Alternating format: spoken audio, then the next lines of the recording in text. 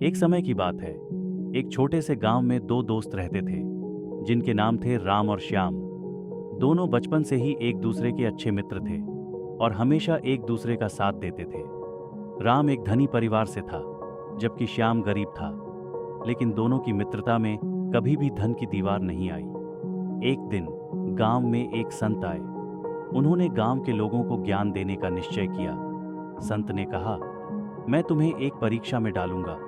जो भी सच्चे मित्रता का उदाहरण प्रस्तुत करेगा उसे बड़ा पुरस्कार मिलेगा।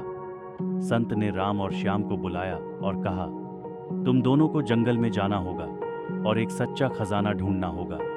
उस खजाने को प्राप्त करने के लिए तुम्हें एक दूसरे की मदद करनी होगी। राम और श्याम ने अपने अपने संसाधनों को लेकर जंगल की ओर यात्रा शुरू की।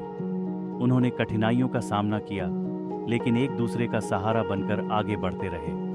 रास्ते में उन्हें अनेक बाधाएं आईं, जैसे नदी पार करना, ऊबड़ खाबड़ रास्ते से गुजरना और जंगली जानवरों से बचना।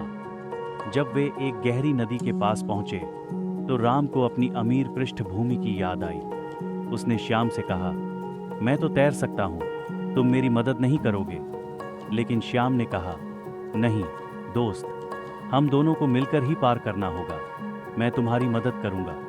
श्याम ने राम को अपने कंधे पर उठाया और दोनों ने मिलकर नदी पार की। जब वे दूसरी ओर पहुंचे तो उन्हें एक जंगली जानवर का सामना करना पड़ा। राम डर गया, लेकिन श्याम ने उसे प्रोत्साहित किया।